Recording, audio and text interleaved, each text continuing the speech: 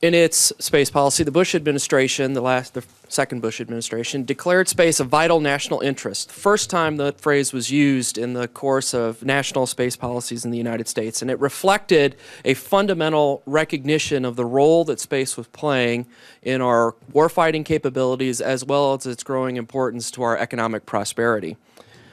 Think for a moment about how you encounter space on a daily basis. And I do this in order to baseline why these issues are important for you.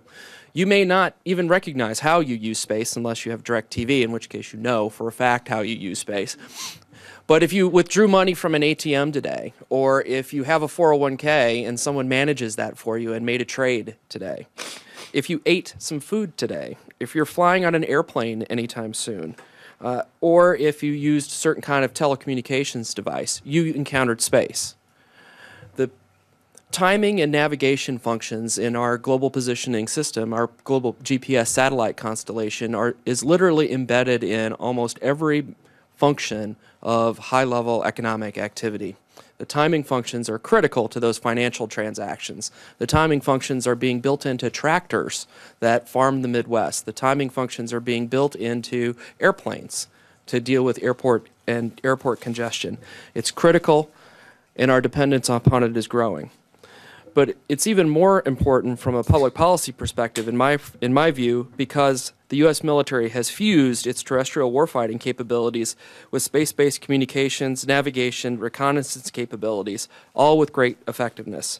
Space systems support significant missions in environmental monitoring, communications, position navigation and timing, integrated tactical warning and attack assessment, and intelligence, surveillance, and reconnaissance for the U.S. military. That integration is unlike what any other military in the world has been able to accomplish. Others are following behind now, but the United States is clearly in front and clearly reaps major advantages from being able to do that. Others have recognized this capability and have further recognized the vulnerability of those assets on orbit, the satellites that provide the reconnaissance, that provide the communications capability, that provide the intelligence that we need. And so they're beginning to react accordingly. It should be of no surprise to any then that the Chinese or the Russians or the Iranians are investing in ways to jam those satellite transmissions, the electronic signals that are sent from satellites to Earth, that they're working on ways to blind those satellites so they can't see certain things when we want them to see them, or physically destroy them in certain circumstances. In some, they're attractive targets, and they're very vulnerable targets. The National Security Space Strategy released by the Obama administration a few days ago recognizes all of these facts to be true. And in that sense, it also recognizes that space is a vital national interest. And it declares that space is contested, congested, and competitive. And I'm going to touch on all three of those features as we move along, but I want to focus in particular on what the Obama space policies, both at the national space policy released in the summer of last year, as well as the security space strategy released a few weeks ago, mean for our policies and our programs and our budgets. First, recognize that space policies generally recognize long-standing principles established in the early days of the U.S. space program by the Eisenhower administration and others. And the Obama administration's policies embrace almost all of those principles. But it also recognizes that there are new uses of space and new challenges. And so over the last two space policy iterations, the Bush space policy as well as the Obama policy, you see marked changes in what the U.S. maintains as its core principles and its new priorities. But space remains a vital national interest. The United States retains the ability of inherent right of self-defense and also to deter others from interference and attack. We retain the right to defend our space systems and to contribute to the defense of allied space systems, and if deterrence fails, defeat efforts to attack them. Those are quotes from the Obama space policy. In addition, we reaffirm that all nations have the right of peaceful purposes in space and the ability to use them. We reject claims of national sovereignty, and we retain that all nations have the rights of passage through and conduct of operations in space without interference. Now, those principles have been longstanding and are certainly in our interest as the United States has maintained longly that freedom of action in space is critical. We need to be able to place our satellites where we think they need to be, move them when we think we need to move them, and they need to have the ability to overfly any area of the world. But terms do matter. The new space policies, both the security one as well as the national space policy, introduce a few new elements, new phrases that have yet to be thoroughly thought through, and I would leave you with the notion that they could be quite dangerous. The national space policy says that a goal of the United States should be to promote responsible behavior in space, that we should pursue sustainability of orbital regimes, that the United States needs to strengthen stability in the space environment. The Defense Department likes to talk about space as a global commons and our satellite systems as global utilities. And most disturbingly, the security space strategy sets out a goal for the United States to establish norms of behavior in space. All of those things have certain meanings, and in some contexts may be perfectly appropriate objectives for the United States, but the danger in introducing them today is that they've not been thoroughly thought through. We don't know what responsible behavior in space is. We don't know what a sustainable space environment is. I don't know what stability means in space. What's stable for the United States may not be stable for the Chinese, but to have a stable space environment, you need to have a meeting of the minds. If GPS is a global utility, does that mean we can't turn it off if we need to in time of conflict? If space is a global commons, what does that mean in terms of our affirmative rights to protect certain aspects of space? Those questions have yet to be answered, but yet our policy is moving out smartly to implement certain policy changes along those lines. Most notably, we see that it reflected in the European Code of Conduct.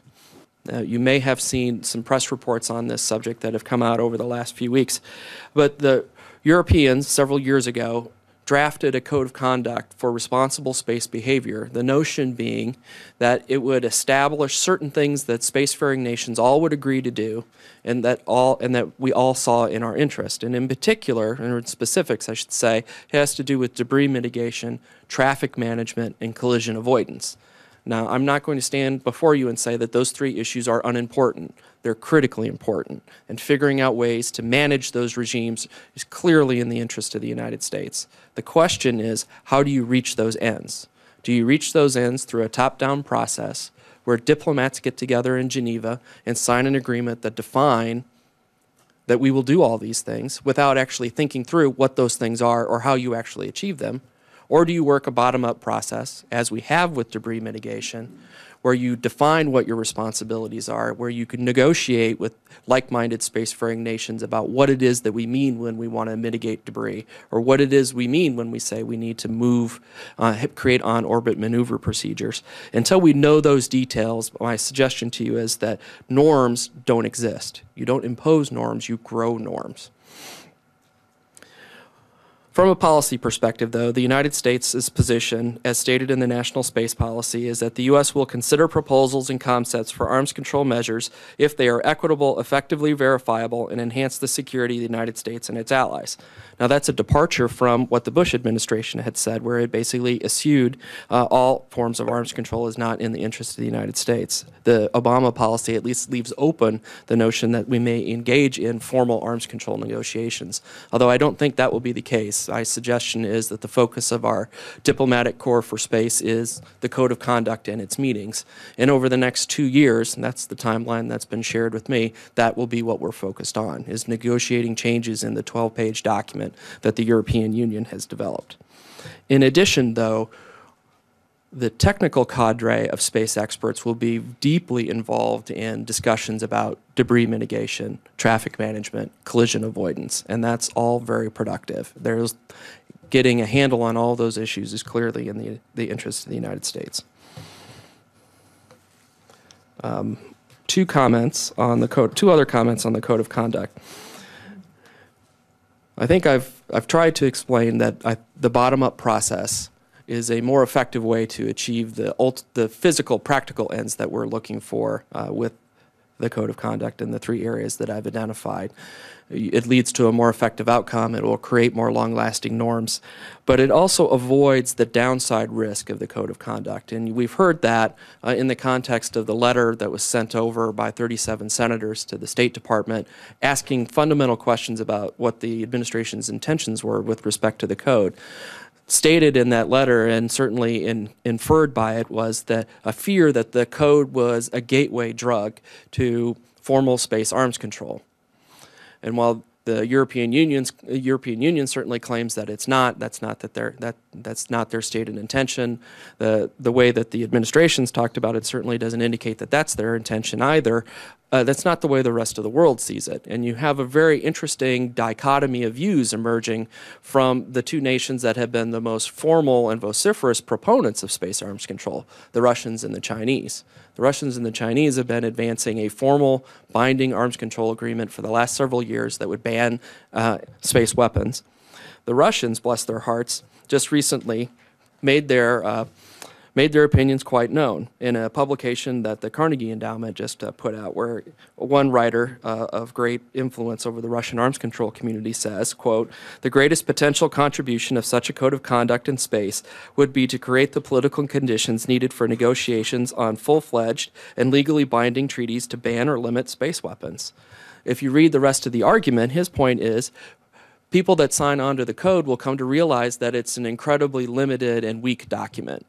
And it won't deal with the actual practical considerations that have to emerge in space. And so they'll be driven to formal negotiations, the slippery slope.